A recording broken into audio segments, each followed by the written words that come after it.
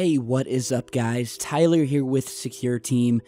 Well, today is a very exciting and special day because we have with us a man who has for years now spearheaded the investigation into the mysterious disappearances of thousands of people that have in many cases vanished without a trace and under some very mysterious circumstances throughout our national parks and forests. We have with us today Mr. Dave Paulides, who is the author of the well-known book series called The Missing 411, and a new film that has just become available online of the same name, and that is already breaking viewership records on iTunes and Amazon. So I want to give a big thanks to Mr. Paulides for coming on Secure Team today and giving us his 2 cents about what is going on in our national parks, his work and investigations into said cases, and the explosive new film that has just come out and that all of you are going to want to see. So thank you for coming onto the channel. It's a big deal, and I know my fans have been extremely excited about it. We're about to hit 1 million subscribers, and in all of my 5 years of running this channel, I think one of the most fascinating topics that I have gotten requests from viewers to make videos on is, of course, the Missing 411 series. So for those of you who may not know who you are, what you've done, could you just tell us a little bit about yourself, your background in law enforcement before you got into your research of the Missing 411? Yeah, I was living predominantly in the Bay Area of California, and I was doing some peripheral work.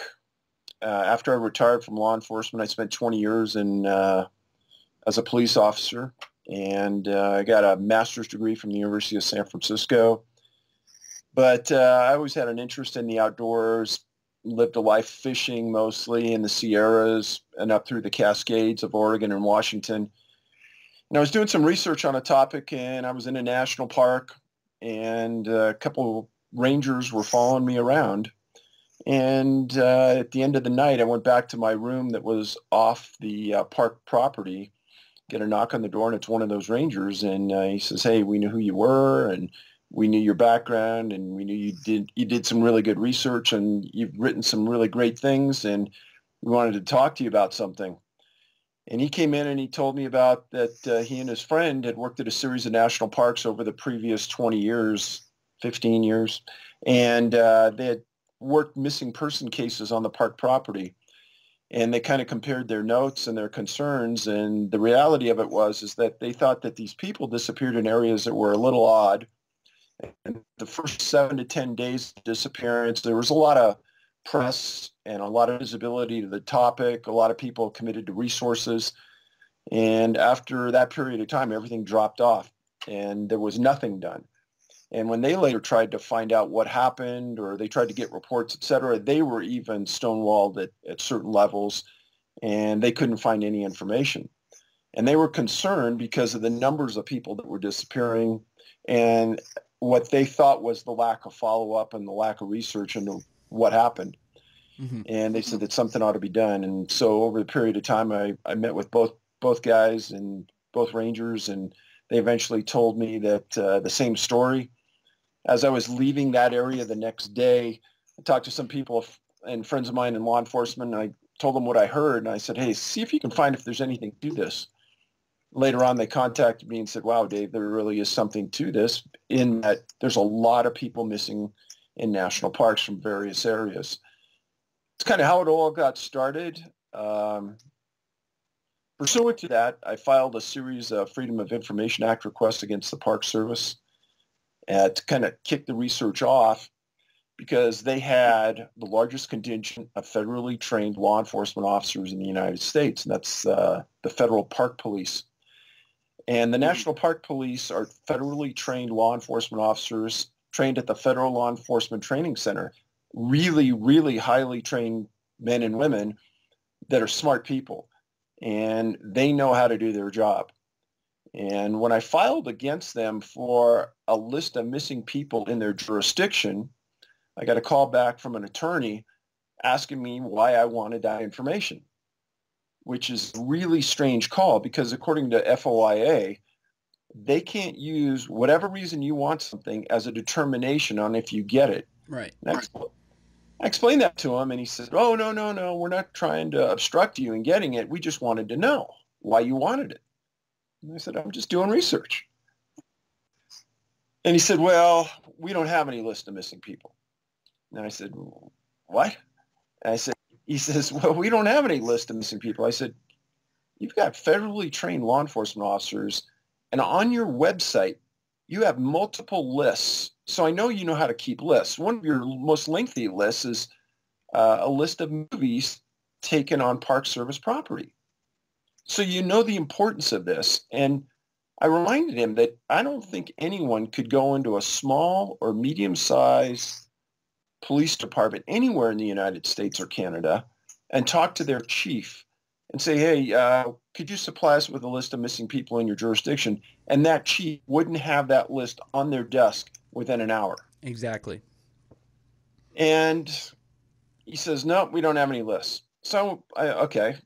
So I went back and we talked about it, and we thought, well, maybe they're using some type of semantics to get around giving it to us. So we rewrote it, sent it back.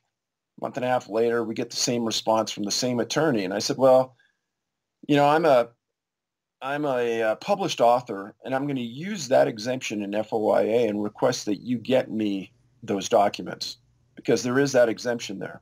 Mm-hmm. He says, okay, I'll get back to you. So they get back to me, and they tell me that my books aren't in enough libraries to qualify for this exemption. Oh, boy. I'm not the sharpest knife in the drawer, but I know how to do research.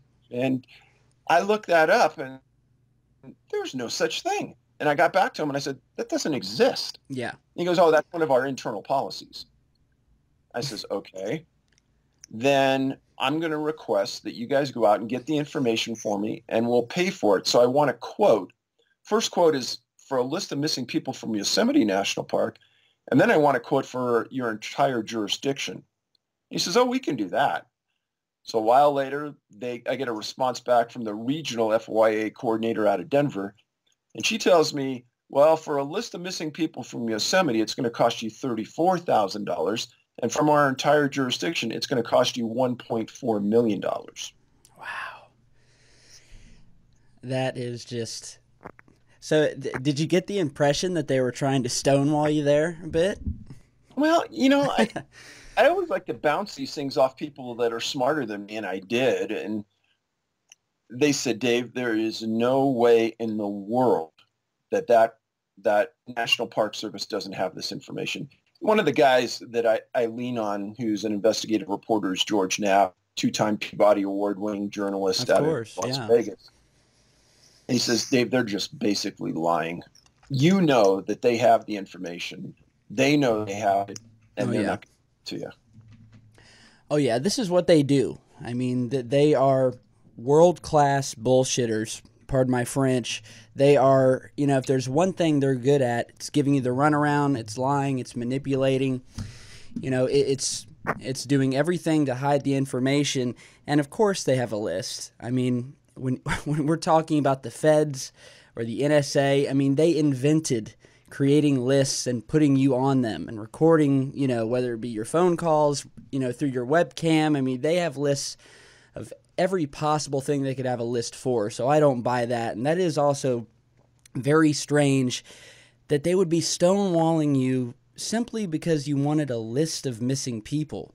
So that obviously arises the question, why would they be hiding this? And why is there this pushback? You know, that's what's so mysterious about this. And, you know, have you spoken with any park rangers or people who have maybe given you their idea or at least what their opinion is of what is happening to a lot of these people? Do they believe that it's more than people simply going missing? Because I'm sure we'll get a lot of skeptics out there, and I have in the past when I've spoken about the Missing 411 series and say, well, national parks are a dangerous place. People go missing. And so what would you say to those people? And what have you heard? I mean, some of these cases truly are creepy, unexplained, and it's just some of the craziest circumstances I've ever seen. You bring up great points, Tyler, and I understand why people think the way they do, because I'm somebody who loves national parks, and I go to them all the time, and I go to them armed. I'm carrying a personal locator beacon, but I go all the time, and I don't discourage people from going. But I think that the national parks, for some reason, don't want to give this information up. I don't know why. Right. But and this is something that as a group we've discussed, and I'm going on this almost 7 years of research. And when we first heard it, we believed that once this got visibility, the Park Service would immediately release the information. And why would they do that? Because it would take all of the steam out of this issue if they just did release it and there was nothing there. Right. I mean, if you think about the amount of press I've had over just this one topic, if the Park Service just fronted it out and put it on their website, we wouldn't have much to talk about. Exactly. Unless there's something weird there. And after all of these years and developing, just spending countless hours developing a list of people who are missing in national parks and forests in U.S., Canada, and 9 other countries, there's certain things that come out of that list that we can talk about later. But why they are doing this, I'm not gonna guess. I don't like to guess, but I do think it's very, very odd. And there's obviously obstruction going on. I know we'll talk about the movie later, but let me throw one thing out there. I know a couple of investigative journalists that have tried for years to get former Secretary of the Interior, Ken Salazar, in an interview. And our film team, got an interview with him. And we told him it was about national parks. That's all we told him. And he said, sure. So he's an attorney in Denver. We went to his law offices. And I will tell the listeners that I personally believe that interview is very, very enlightening. If you watch his response when the director asks him about a list of missing people in the parks, and you look at his visual response and then listen carefully to what he says afterwards, I think it's pretty revealing. Yes. Yeah, it definitely is. And, I had a chance to get an early screening of the film, and we'll get to that in a minute. But guys, this is one of the most awesome documentary films I've ever seen in my life. But back to what you were saying, yeah, I mean, of course, it's always good never to at least, try to speculate on things like this. On this channel, if you've looked at any of the videos I've posted, we talk about a range of crazy conspiracy, alternative news topics, from aliens, UFOs, to secret government cover-ups. I mean, I don't like the term conspiracy theorist. I prefer critical thinker, because there's a stigma that comes with conspiracy theorists. But basically, at its core, on this channel, I simply like to research into the unknown.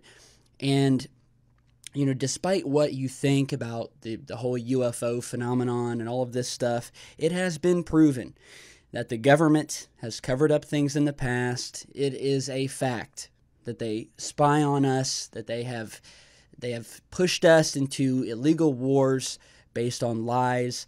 They have, manipulated facts. They have covered up things. And I think that this is a perfect topic to talk about, because it touches on so many of those key points where they are obviously hiding something.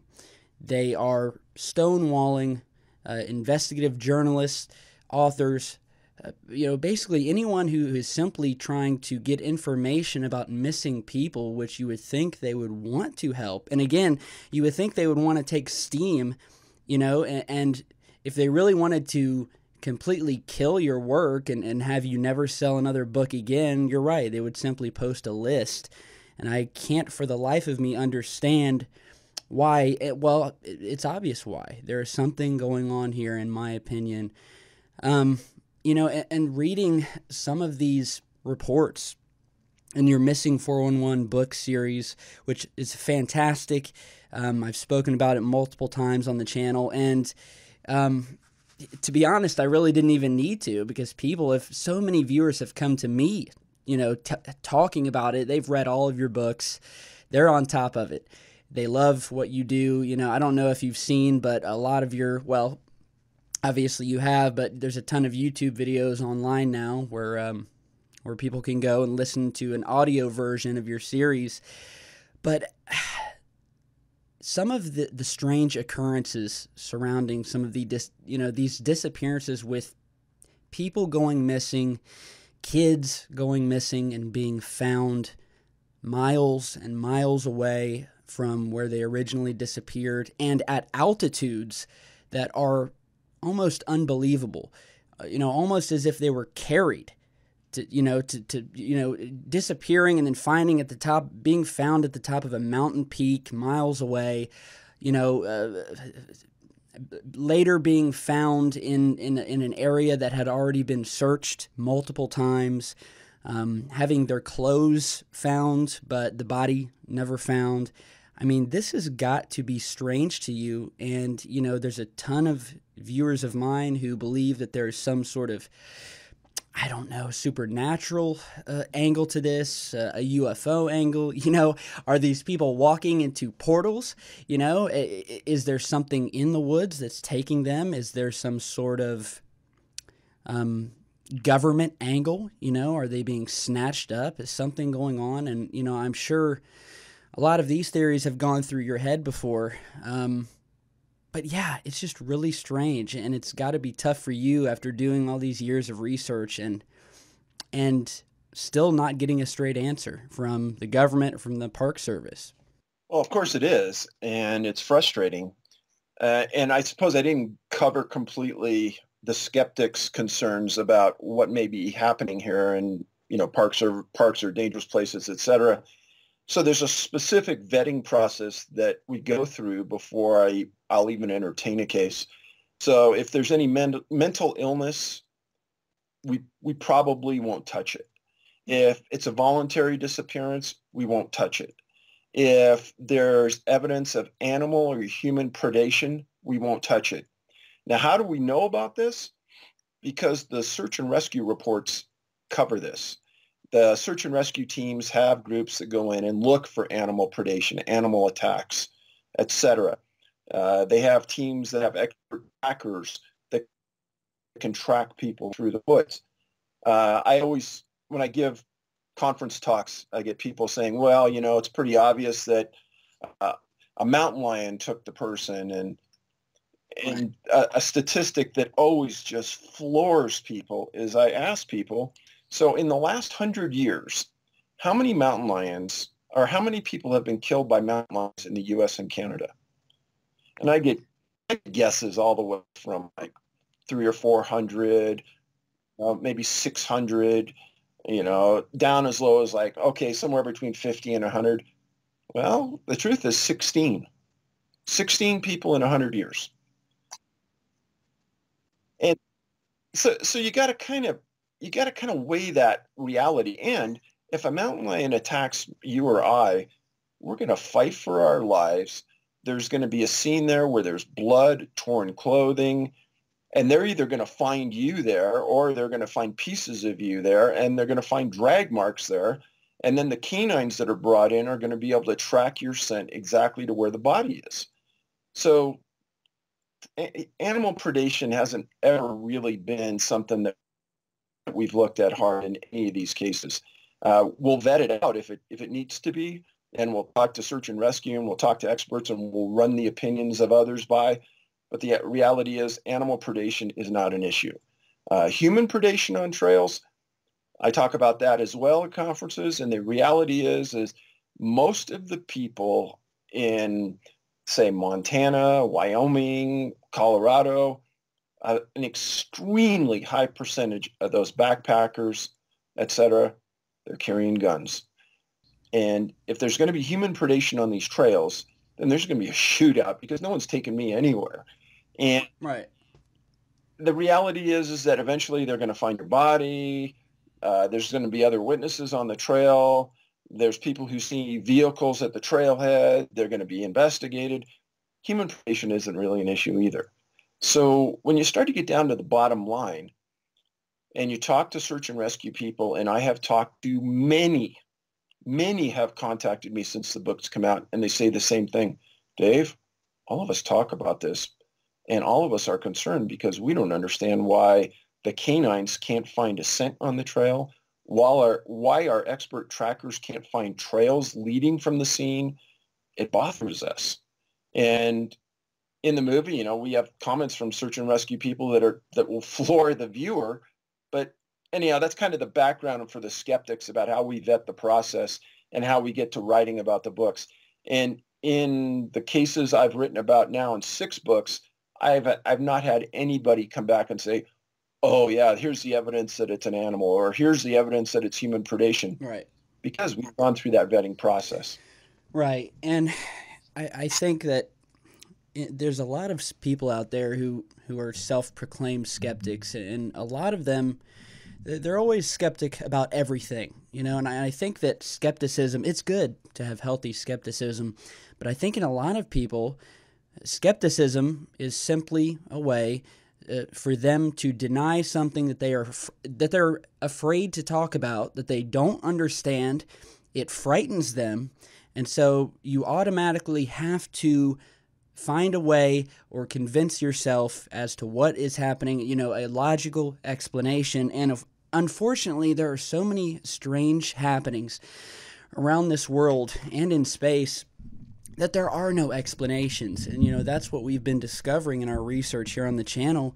And there's basically just a lot of strange stuff happening out there that cannot be explained. And yeah, you brought up a great point about the mountain lions, because yeah, and in the film you go into this, and you know it's just staggering. You would think that there would be hundreds or thousands of attacks by animals and lions, and there aren't. There are virtually none. And a lot of these people that go missing are trained.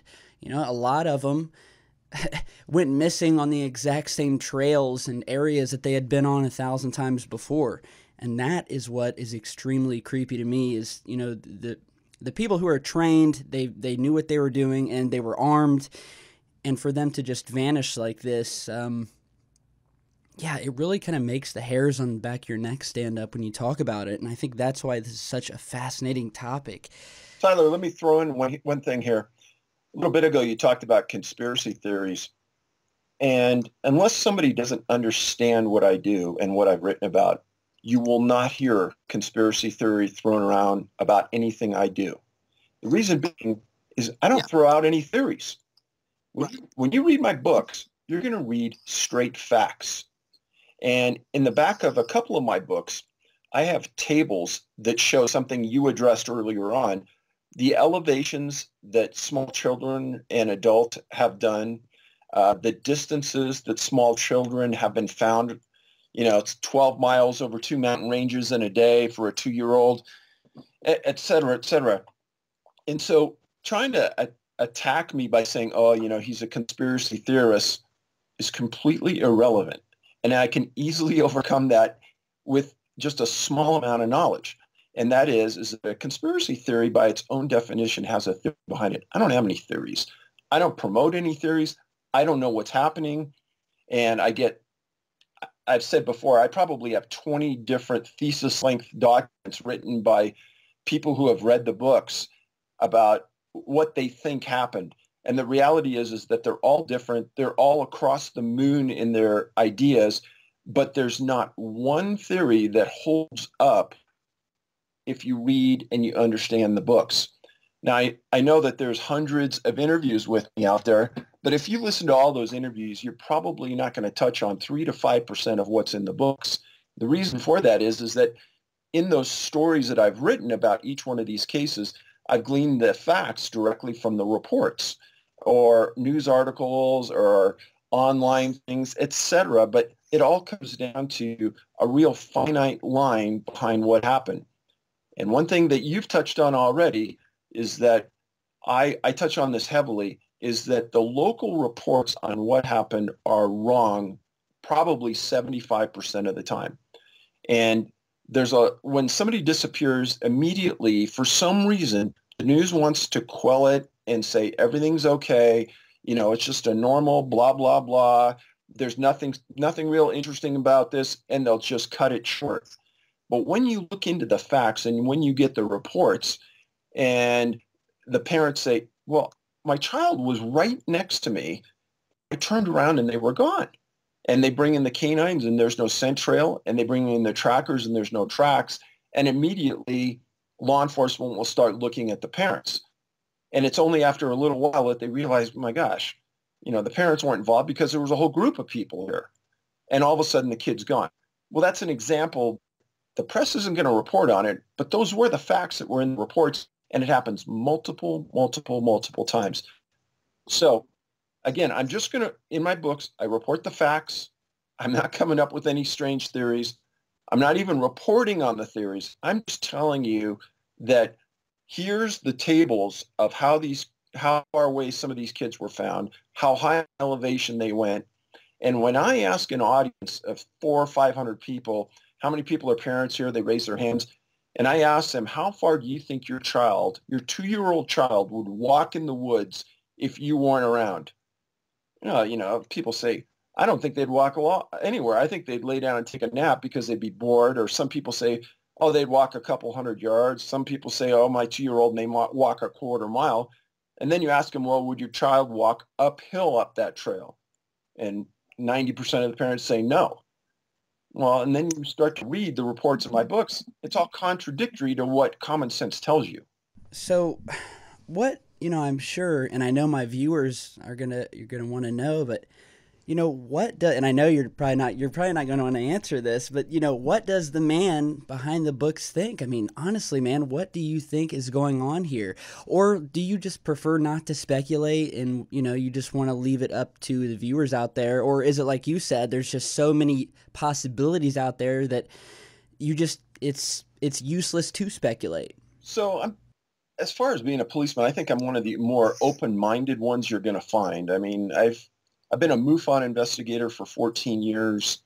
I've looked into all types of unusual things. I try to keep a very open mind on a variety of issues. I read almost every email that comes through to our sites where somebody has a theory or an idea, and we'll stick an investigator on it if there's something valid. And to say that I won't look at it, I'll look at everything. And because sooner or later, I think there's something that's going to happen, and there'll be an epiphany on this that we'll understand it better. I've been at conferences and I've met some of these other speakers, and I think Richard Dolan is one of the smartest minds out there. And we were having a private conversation at one of these downtimes at a conference, and he says, Dave, he goes, there's so much intelligence out there in the world or in the universe that we don't understand and we couldn't comprehend, and we probably couldn't put a physical form around it, that to put an idea out there on what's happening on your books, that's insane. And, I listen to what these people say, and how am I going to say that they're wrong? I don't know.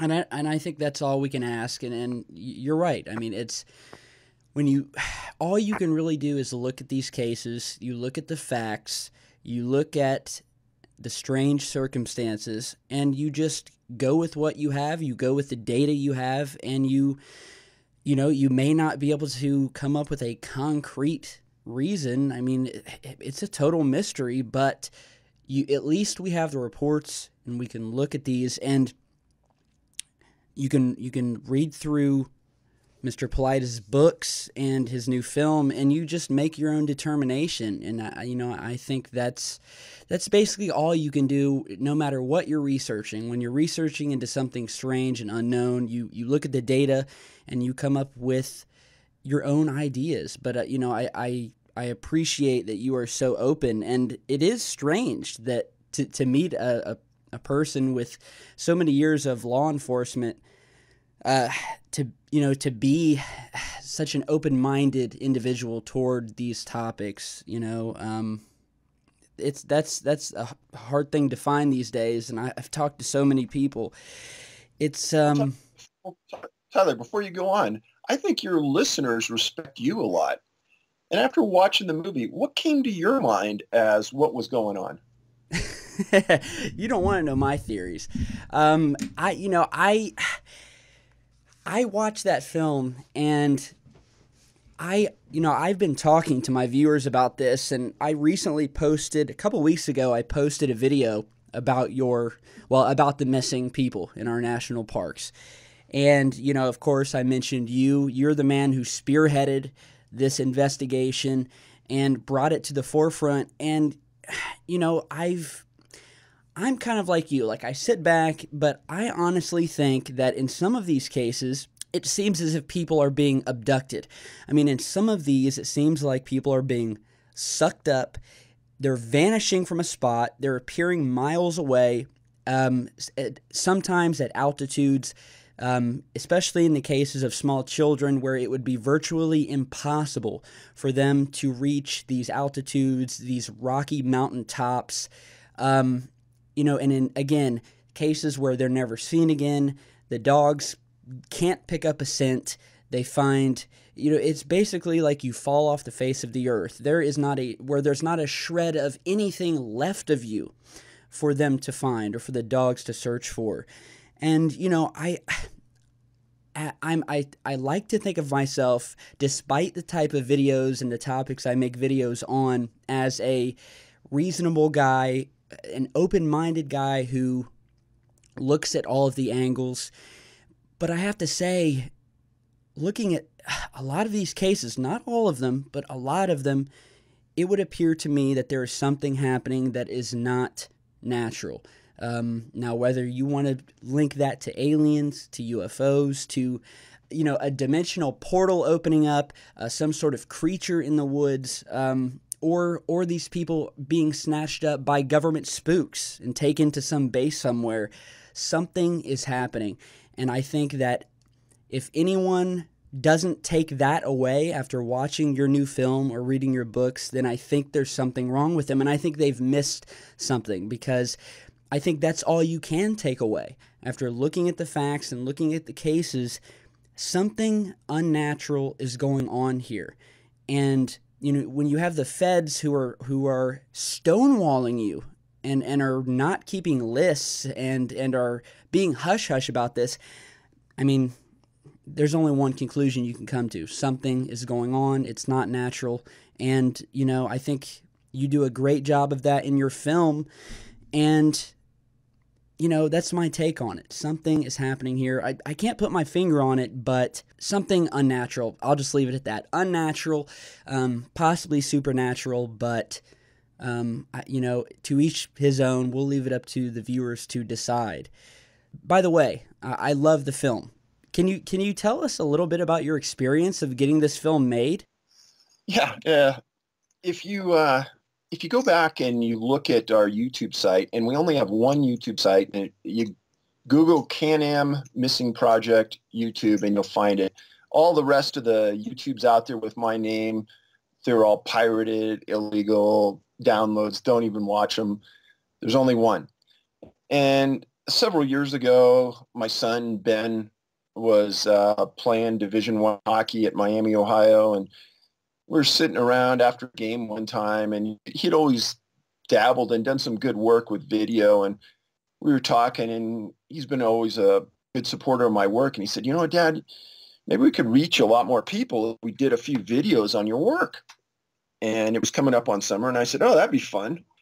So we went out there, and in Colorado, there's a healthy number of people missing that I've written about. And so we spent that summer going out and just filming Dave out in the woods at location, explaining the cases, and the response was overwhelming. I mean, people really liked them. And so as the time went on, Ben and I were talking, and he says, Dad, he says, maybe we ought to make a movie.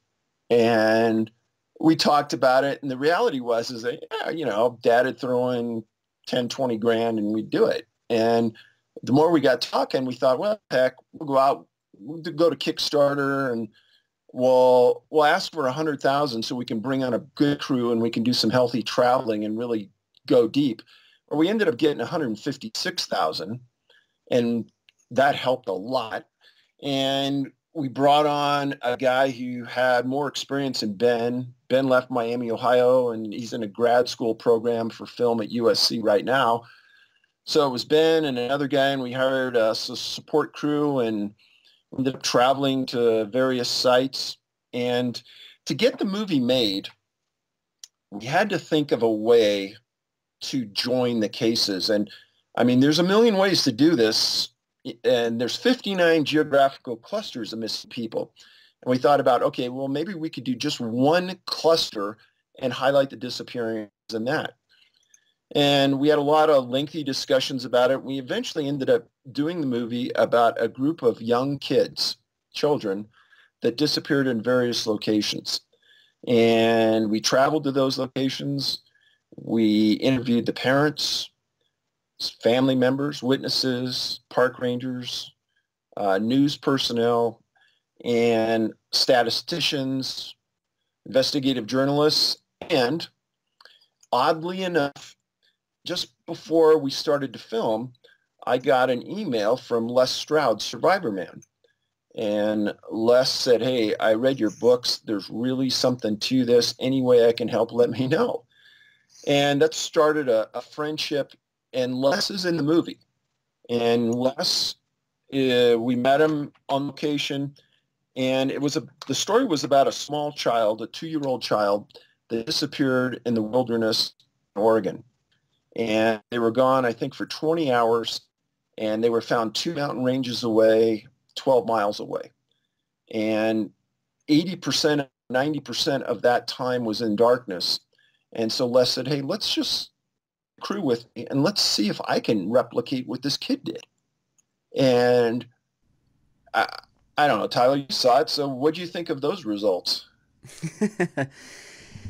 Well, I mean, it's, well, I think it goes back to what I said earlier. I mean, you go back and you retrace the footsteps of some of these disappearances, and you find out that, God, it's just, it can't be reconstructed. You know, there's something that happens here, some sort of intervention, whatever you want to call it, that can't be reproduced by a film crew. And again, that adds to just the spookiness of it. You know, it's just, and children especially, because the film does focus specifically on the children, and it's amazing to me the number of children that go missing every year in these national parks.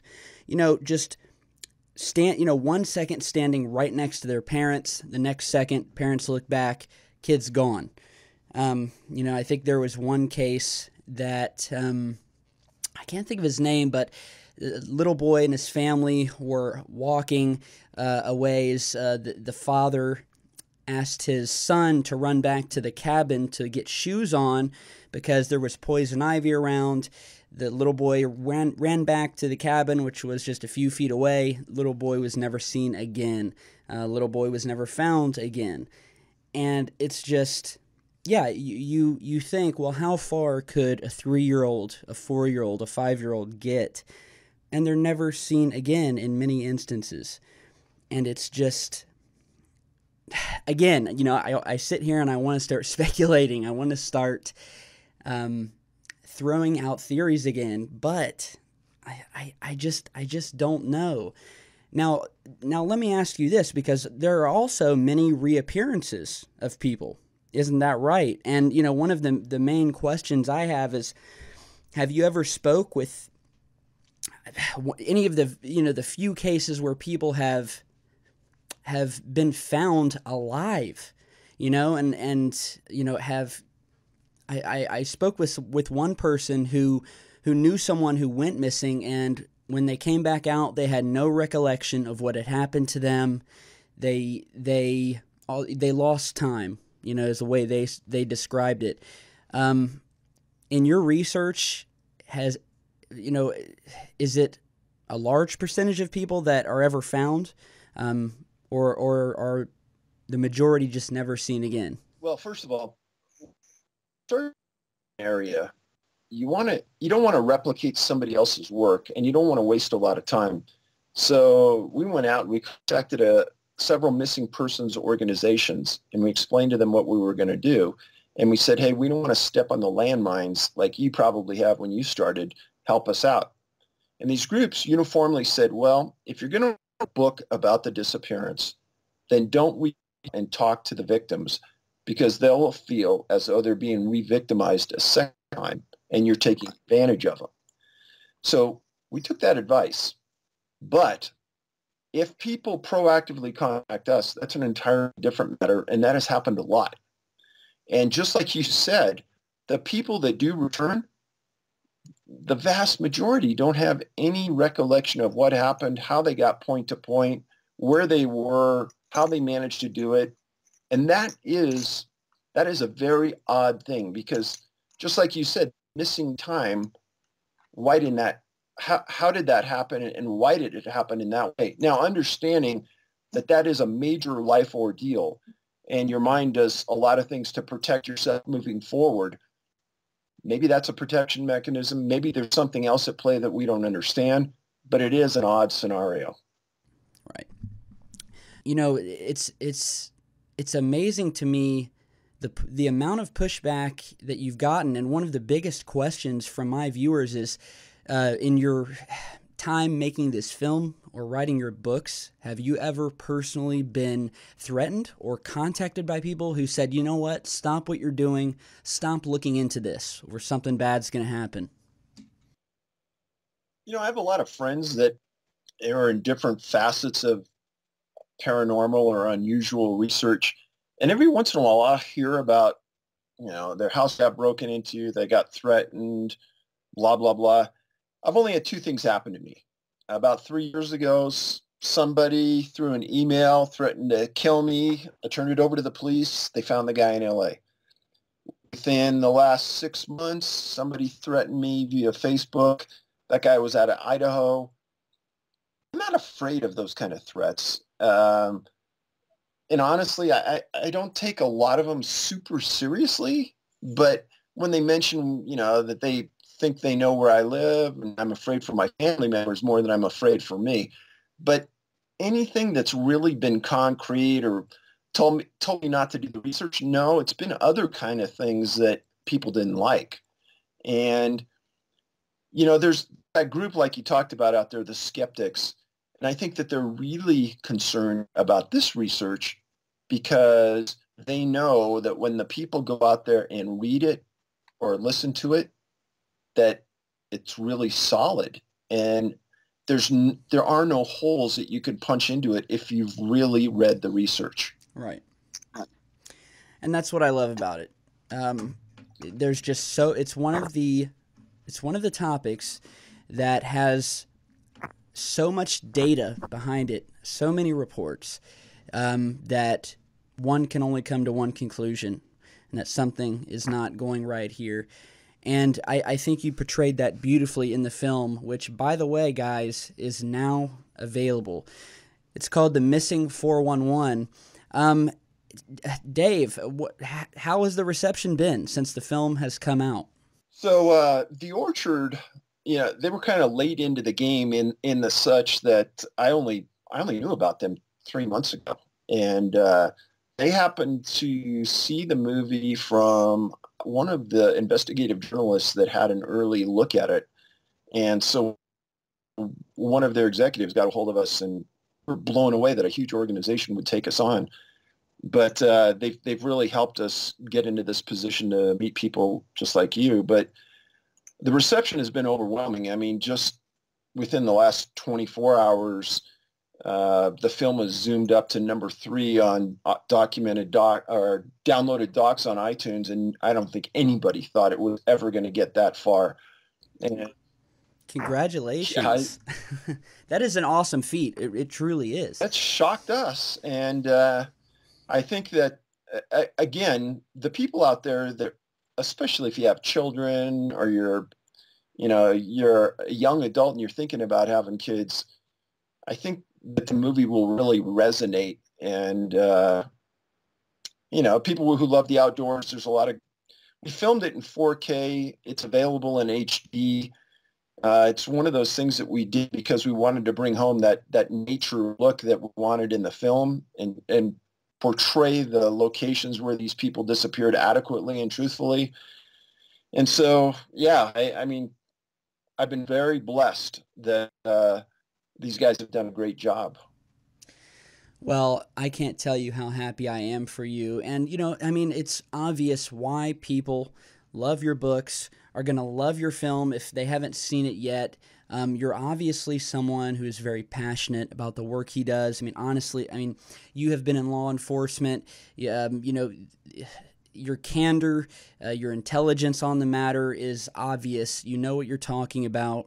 I think people can hear it in your voice that this isn't just some you're not one of these authors out there who just picks a topic and wants to write a bunch of books and make some money and maybe get a little bit of fame and then retire on. It's obvious that you care about this the same way I care about what I'm doing here on the channel. It's very serious to me and it's a passion.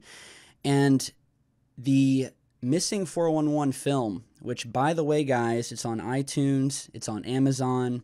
I'll put the links to it down in the video description.